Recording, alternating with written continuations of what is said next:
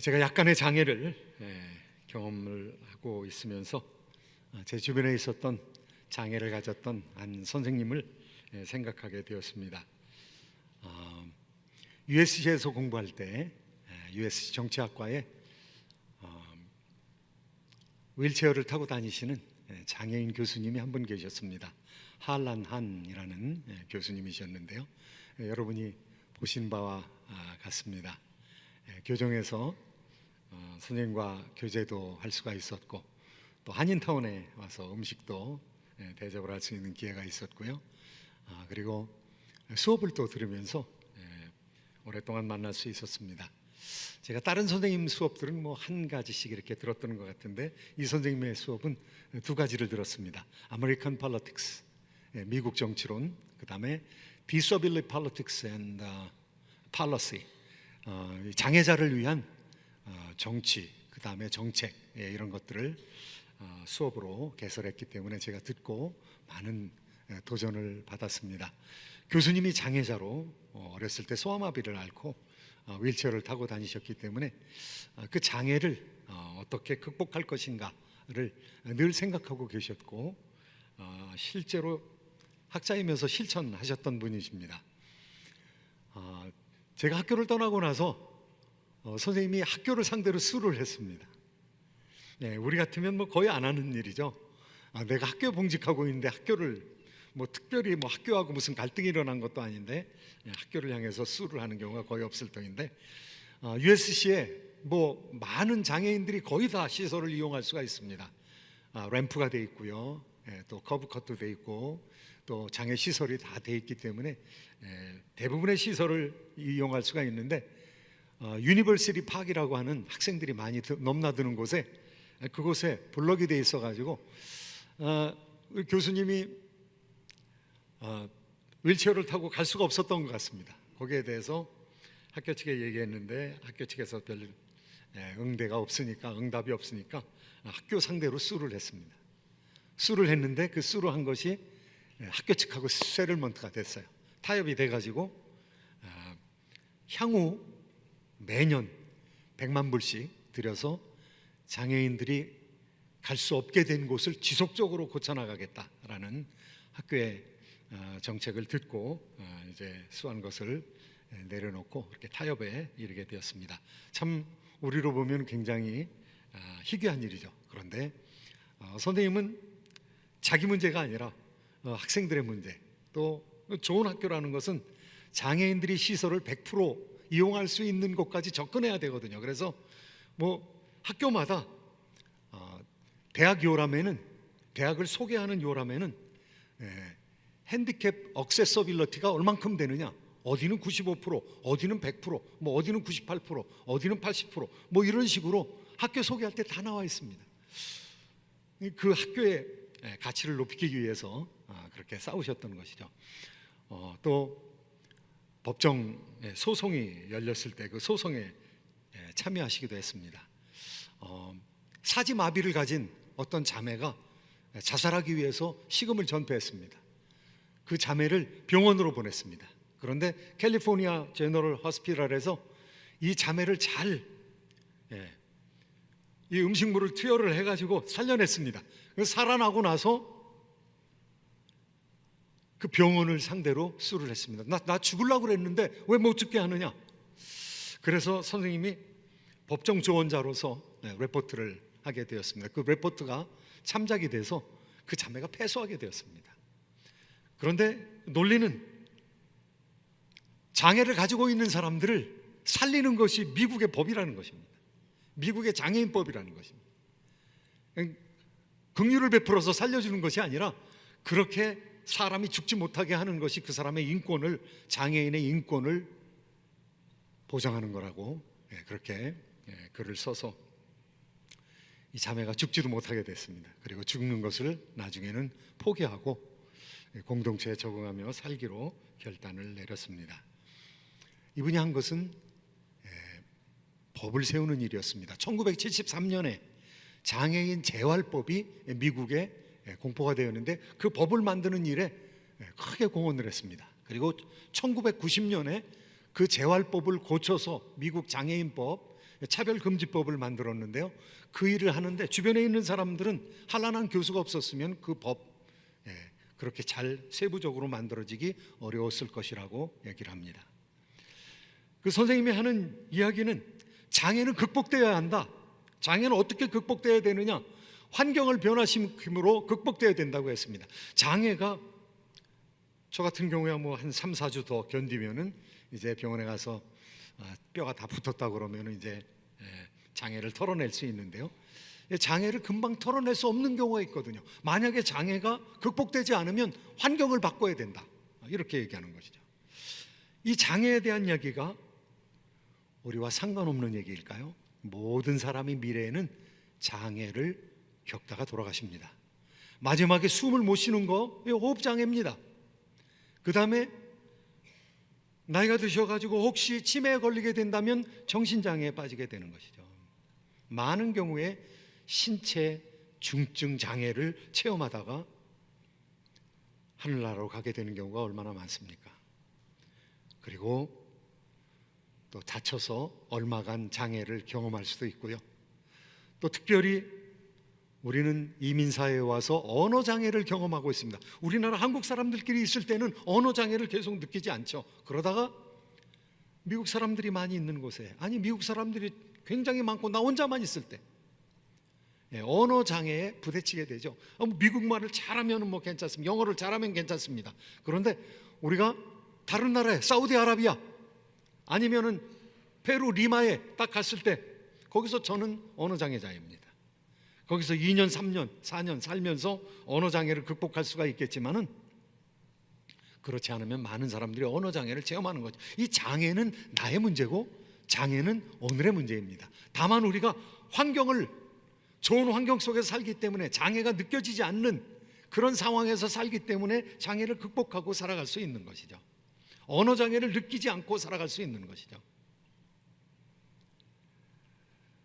이 장애의 문제, 환경을 바꿈으로써 변화시킬 수 있고 또 이 장애의 문제가 권리의 차원에서 확보되어져야 된다고 강력하게 주장했던 사람이 이제 이 한란한 교수입니다. 오늘 이 장애 문제, 누구든지 다 겪게 되는 장애 문제, 그리고 지금도 겪고 있는 이 장애 문제에 대해서 예수님은 우리에게 어떠한 교훈을 주고 계신가, 그것을 이제 알려고 하는 것이 오늘 말씀을 나누는 목적이 되겠습니다. 첫 번째는 예수님께서 장애에 대한 관점을 바꿔주셨습니다. 많은 사람들이 장애를 어떻게 생각합니까? 장애를 가진 사람에 대해서 우리가 어떤 생각을 하게 됩니까? 혹은 무시하지 않습니까? 장애를 가진 부모님들이 장애를 가진 아이 때문에 신세한탄하지 않습니까? 내가 무슨 죄가 많길래 이렇게 됐느냐고 그렇게 얘기하지 않습니까? 그런데 예수님께서는 그 장애의 관점을 완전히 바꿔주시는 것이죠. 오늘 본문 말씀에서 예수님은 장애에 대한 질문을 받습니다. 맹인을 만났습니다. 주변에 있었던 사도들이, 제자들이 랍비여, 선생님이여, 저 사람이 장애에 이른 것이 자기의 죄 때문입니까? 부모의 죄 때문입니까? 장애를 어떻게 해석하고 있는가 하면 죄와 연결시켜서 해석하고 있다는 것이죠. 예수님은 분명하게 말씀하십니다. 부모의 죄도 아니고 저 사람의 죄도 아니다. 죄 때문에 그렇게 되지 않았다는 것이죠. 장애에 대한 새로운 관점을 심어주시는 것이죠. 오히려 하나님의 일을 나타내기 위해서 장애가 있다고 말씀하고 계신 것이죠. 오늘 한번 본문 말씀 1절부터 3절까지 하나님 말씀 한번 같이 읽어보시도록 하겠습니다. 함께 읽습니다. 시작. 예수께서 길을 가실 때에 날 때부터 맹인된 사람을 보신지라. 제자들이 물어 이르되 랍비여, 이 사람이 맹인으로 난 것이 누구의 죄로 인함이니까?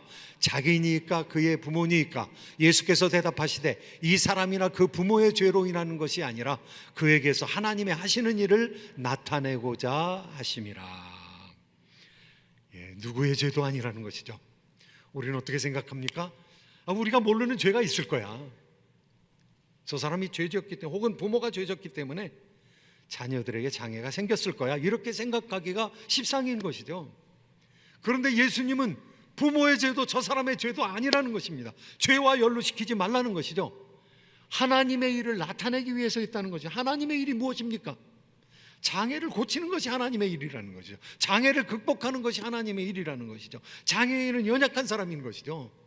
육체가 연약할 수도 있고 정신이 연약할 수도 있고 하나님 앞에서 우리의 영혼이 죄로 말미암아 부패되었기 때문에 영적인 연약함이 우리 가운데 있을 수 있다는 거죠. 그런데 그 연약함을 도와서 그 사람으로 하여금 바로 서게 하는 것, 강하게 하는 것, 그 사람으로 하여금 정상적인 사람과 같이 생활하게 하는 것이 하나님의 일을 나타내는 거라는 것이죠. 하나님은 어떠한 하나님이십니까?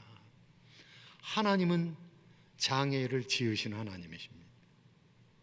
모세가 내가 언어를 다 잊어버렸기 때문에 내가 지도자 노릇 할 수 없습니다. 내가 이집트에 가서 지도자 노릇 하려면 언어를 잘 구사할 수 있었던 40년 전에 저를 보냈어야죠. 지금 미디안에서 40년 살면서 이집트 말 다 잃어버렸습니다. 그러니까 하나님께서 말씀하십니다. 누가 말 못하는 언어 장애인을 지었느냐? 누가 시각 장애인을 지었느냐? 누가 신체 장애인을 지었느냐? 내가 아니냐? 하나님께서 허용하신다는 거, 하나님께서 허락하신다는 것이죠. 내가 너를 위해서 말 잘하는 아론, 40년 동안 이집트 말을 계속 사용했던 아론을 세우리라. 아론을 대신 말하는 사람으로 세워주겠다는 것이죠.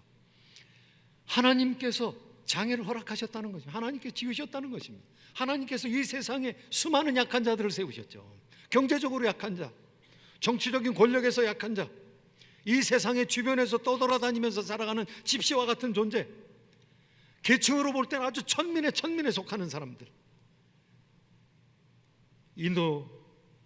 인디아라는 곳에서는요, 아주 불가촉 천민들, 브라만 계층에 수드라 크샤트리아 이런 데 속하지 못하는 아주 불가촉 천민들, 이런 사람들이 있다는 것입니다. 그런데 왜 그런 사람들이 있느냐는 것입니다. 물론 넓게 보면 하나님의 존전을 떠나서 죄를 범했기 때문에 그렇지만 한 사람 한 사람을 대해서 그렇게 얘기할 수는 없다는 것입니다. 불가촉 천민에 속한 인도 사람들은 무슨 죄를 많이 져서 그렇습니까? 아닙니다. 하나님의 영광을 나타내기 위함이라는 것이죠. 하나님께서는 오히려 약한 자와 함께 하시고 약한 자를 도우심으로 말미암아 약한 자를 높이셔서, 약한 자를 회복시키셔서, 약한 자를 강건하게 하셔서 하나님의 하시는 일을 드러내시겠다는 것이죠. 시각장애인을 보고 우리 예수님께서는 죄 때문이 아니다, 하나님의 일을 드러내게 하려 함이라, 하나님의 영광을 드러내게 하려 함이라, 약한 사람을 바라보는 새로운 시각을 우리에게 허락해 주시는 것입니다. 이 세상에는 많은 약한 사람들이 있습니다. 그런데 약한 사람이 천한 사람이 아닙니다. 약한 사람이 비천한 사람도 아니고 비굴한 사람이 되어서도 안 된다는 것이죠. 성경에서는요, 사람을 존귀하게 여기는 것이죠. 장애인이나 비장애인이나 하나님께서는 존엄하다는 것이죠. 성경이 인간의 존엄에 대해서 얘기하고 있습니다. 사람이 하나님의 형상으로 지음을 받았다고 하는데요, 장애인은 하나님의 형상이 망가진 것이 아닙니다. 비장애인이라고 해서 하나님의 형상이 온전하다고 할 수도 없습니다. 왜냐하면 영적으로 더 망가져가지고 하나님 앞에 교만하면 그 사람은 영적 장애를 앓고 있는 사람이기 때문에 그렇다는 것이죠. 성경에서는 인간의 존엄에 대해서 얘기하면 하나님의 형상으로 지음을 받았기 때문에, 하나님과 닮은 꼴이기 때문에 창세기 2장에서 창세기 5장에서 창세기 9장에서 세 번에 걸쳐서 하나님과의 형상과 모양을 가지고 있기 때문에, 하나님과 닮은 꼴이기 때문에, 하나님과 방불한 존재이기 때문에 하나님보다 조금 못하게 만들어진 존재이기 때문에 존엄하다는 것이죠. 피를 흘려서는 안 된다는 것이죠. 억압을 당해서는 안 된다는 것이죠. 예일의 철학과에 계신 니콜러스 월터 스트로프라는 철학자는요, 이 세상의 문서 중에서, 아주 고대의 문서 중에서 실제로 인간의 존엄을 얘기하고 있는 책이 있는가 다 살펴보았습니다. 그런데 아무 책도 없다는 거예요. 인간의 존엄에 대해서 말하고 있는 아무 책도 없다는 거예요. 유일한 하나의 책이 있는데 유일한 하나의 책이 성경이라는 거예요. 이 성경을 기본으로 해서 세워진 미국에서 유엔이라는 기구를, 국제연합이라는 기구를 창립을 했습니다. 그리고 국제연합이라는 기구를 통해서 많은 사람들한테 공포하기를 사람이 존엄하다는 것, 그래서 인간의 존엄성에 관한 선언을 했습니다.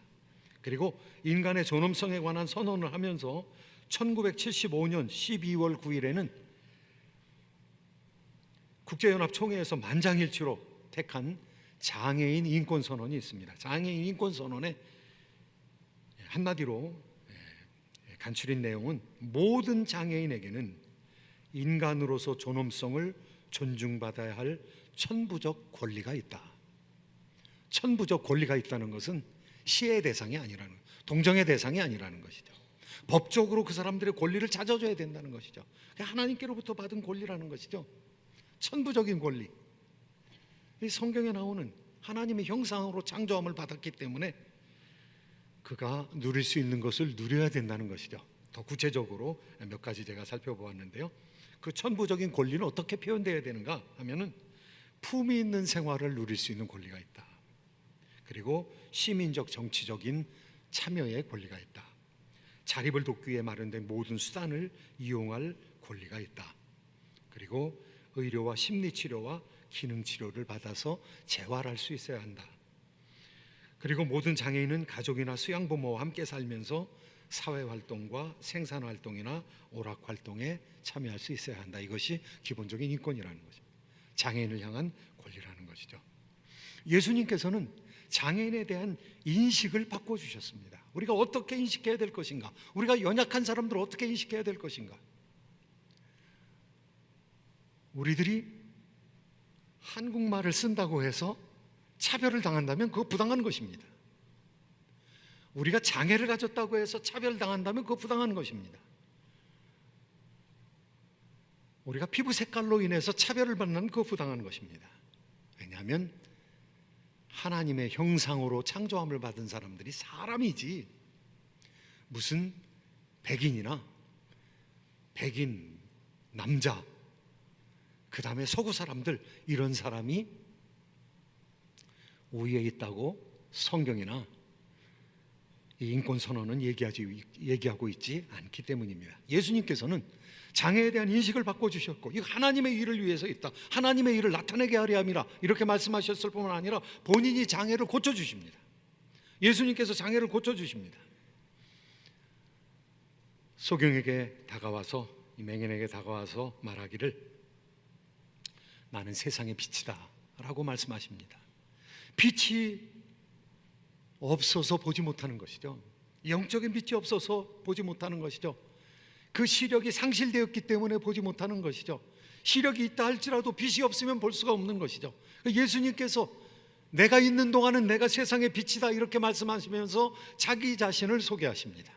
오늘 자기 자신을 소개하는 말씀이 4절과 5절의 말씀입니다. 고치기 전에 예수님께서 말씀하시는데요, 한번 4절 5절 말씀 같이 한번 읽도록 하겠습니다. 시작. 때가 아직 낮음에 나를 보내신 이의 일을 우리가 하여야 하리라. 밤이 오리니 그때는 아무도 일할 수 없느니라. 내가 세상에 있는 동안에는 세상의 빛이로라. 예수님 자신이 빛이라고 말씀하시고, 그렇습니다. 예수님 생명의 빛입니다. 예수님 영원한 구원의 빛이십니다. 예수님 그리고 시각을 고쳐주시는 것이죠. 시각장애를 예수님 고쳐주시는 것이죠. 자신이 빛이라고 말씀하시고 나서는 빛을 볼 수 있도록 그 사람의 눈을 고쳐주십니다. 그런데 눈을 고쳐주는 방법이 지금으로 보면은요 굉장히 이상한 방법입니다. 침을 뱉어서 그 당시에 이스라엘의 땅바닥이 여기 남가주의 땅바닥처럼 메말랐겠죠. 그런데 메마른 이 흙바닥에 예수님께서 침을 뱉으십니다. 침을 뱉어가지고 흙을 진흙으로 이겨서 만드시고 그 더러운 진흙을 눈에다 붙이는 것이죠. 눈에다 그거 바르는 것이죠. 지금 생각하면 야 되게 비위생적이다. 저 흙에 세균이 얼마나 많은데 또 침에도 세균이 더 있지 않을까 그런 생각하지 않겠습니까? 그런데 예수님께서는 사람이 흙으로부터 왔으니까요. 그리고 사람들 안팎에 세균이 드글드글하니까요. 예수님께서 흙을 묻혀주시고 그리고 신람목가에 가서 씻어라 말씀하시는데요, 오늘 말씀 6, 7절 말씀입니다. 6절, 7절 말씀 같이 한번 읽어보시도록 하겠습니다. 함께 읽습니다. 시작. 이 말씀을 하시고 땅에 침을 뱉어 진흙을 이겨 그의 눈에 바르시고 이르시되 실로암 못에 가서 씻으라 하시니, 실로암은 번역하면 보냄을 받았다는 뜻이라. 이에 가서 씻고 밝은 눈으로 왔더라. 놀랍습니다. 기적이 일어났습니다. 흙 씻어내야지. 흙 씻어내면서 시각장애까지 씻겨나갔습니다. 흙을 씻어내면서 눈이 보이게 되었습니다. 그러니까 얼마나 놀랐겠어요. 얼마나 즐거웠겠어요. 얼마나 기뻤겠어요. 그가 짚고 다니던 지팡이를 내던졌을 것입니다. 그리고 예수님 찾기 위해서 그 자리로 돌아왔을 것입니다. 그런데 예수님 보이지 않았습니다. 다른 사람들이 맞이해 주었습니다. 다른 사람들이 논쟁이 일어났습니다.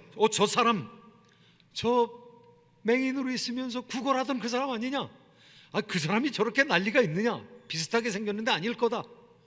그런데 이 사람은요, 이 시각장애에서 고침을 받은 사람은 바로 내가 그 사람이다. 내가 거린으로 있었던 사람이다. 그런데 누가 고쳤느냐?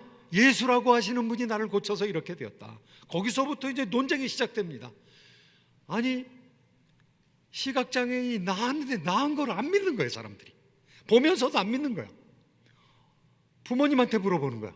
저 사람한테 어떻게 고쳤는지는 물어봐라.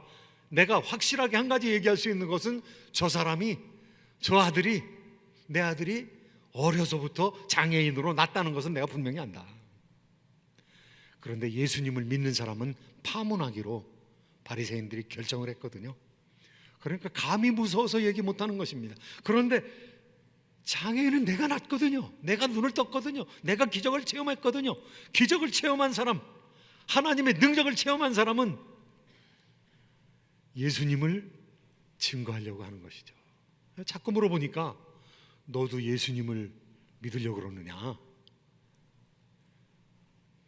내가 죄 가운데 나서 우리를 가르치려 드느냐? 이것이 종교 지도자들의 이야기입니다. 종교 지도자, 그 당시에 바리새인들, 사두개인들, 이런 사람들이 이 사람을 어떻게 보느냐 하면은요, 네가 죄 가운데서 났다는 것이죠. 말은 안 하지만 네 죄든지 아니면 네 부모 죄든지 네가 죄 가운데서 났다는 것이죠. 이 바리새인들의 생각입니다. 바리새인들의 생각을 하고 있는 사람이 얼마나 많은지요. 예수님은 하나님의 일을 나타내기 위해서 저가 있다고 그렇게 말씀하셨는데요, 그리고 하나님의 일을 나타냈습니다. 시각장애를 해소시켰습니다. 그런데 바리새인들은 네가 죄 가운데 나서 우리를 가르치려고 하느냐? 참 이상하다. 지금 역사 가운데 소경을 안다고, 소경이 눈을 뜬다고, 그런 일이 일어났다고 하는 일을 내가 들어본 적이 없다. 그가 기도할 때 하나님께서 들으시지 않으면 나의 시각장애를 어떻게 해소할 수 있느냐? 메시아에 대한 예언이 있는데요, 맹인이 눈을 뜨게 된다는 거거든요. 눌린 자가 자유케 된다는 거, 갇힌 자가 벗어나게 된다는 것이거든요. 신체장애, 청각장애, 시각장애, 모든 장애가 해소가 된다는 거거든요. 그 해소된 증거가 나타났는데 사람들이 믿지 아니하는 것입니다. 예수에 대한 얘기를 하다가 이 사람이 파문을 당했습니다. 파문을 당했다는 소식을 예수님께서 듣습니다. 오늘 말씀 가운데 우리가 읽지는 않았지만은요, 거의 끝에 있는 말씀인데요, 35절부터 시작해서 38절까지의 말씀, 같이 한번 읽도록 하겠습니다. 시작. 예수께서 그들이 그 사람을 쫓아냈다 하는 말을 들으셨더니 그를 만나사 이르시되 내가 인자를 믿느냐? 대답하여 이르되 주여 그가 누구시오니까 내가 믿고자 하나이다. 예수께서 이르시되 내가 그를 보았거니와 지금 너와 말하는 자가 그이니라. 이르되 주여 내가 믿나이다 하고 절하는지라. 정말 놀라운 일이죠. 예수님께서 찾으신 것입니다. 그 맹인을 찾으신 것입니다. 그리고 그에게 더 중요한 것이 있거든요. 더 중요한 것은 그가 복음을 아는 것이거든요. 예수 그리스도를 알게 되는 것이거든요. 왜냐하면 그러면 영원히 장애를 해소시킬 수가 있거든요. 새하늘과 새 땅에 들어가서 장애가 영원히 극복되거든요. 그게 중요하거든요. 100년 동안 살면서 장애를 극복하는 것이 중요한 것이 아니라 영원토록 장애를, 영적인 장애를, 신체 장애를, 정신 장애를 극복하는 것이 더 중요한 거거든요. 그러니까 예수님께서 찾아오셔서 내가 인자를 믿느냐 이렇게 얘기합니다. 인자를 믿느냐, 이 인자라는 말, The Son of Man, The Son of Man, 이 정관사가 붙은 The Son of Man, 이 인자라는 말은요, 다니엘서에서 예언된 메시아의 이름입니다. 메시아의 명칭입니다. 내가 인자를 믿느냐, 내가 그 사람 누군지 알면 내가 믿겠습니다. 메시아를 우리가 당연히 믿어야죠. 우리가 메시아를 기다리고 있는데요. 그런데 네가 보았고 또 지금도 보고 있다. 바로 내가 메시아다, 이렇게 예수님께서 말씀하십니다. 그러니까 내가 믿나이다. 예언을 이루셨거든요. 구약에서 얘기하고 있는 맹인이 눈을 뜨게 된다는 그 예언을 이루신 분이시거든요. 그러니까 엎드려서 절하는 것입니다. 내가 믿나이다, 엎드려서 절하는 것입니다. 예수님 믿고 절하고 나서 천국 백성이 되는 것이죠. 사랑하는 성도 여러분, 장애를 극복하는 거 굉장히 중요한 목표이죠. 왜냐하면 그렇게 해서 하나님 영광을 나타내야 되기 때문에. 그런데 영원히 장애를 극복하는 거, 그거 중요한 것입니다. 우리에게 절대적으로 중요한 것입니다. 하나님께서 우리에게 은혜를 베풀어 주실 때, 새하늘과 새 땅에 들어가는, 새 예루살렘에 들어가는 은혜를 베풀어 주실 때, 우리 하나님께서는 우리의 장애를 영원히 극복해 주시거든요. 우리의 눈은 아름다운 것을 보는 것으로 가득 찰 것입니다. 우리의 귀는 신비로운 음악과 그리고 놀라운 음성과 새소리와 천국의 음향을 들으면서 좋아하게 될 것입니다.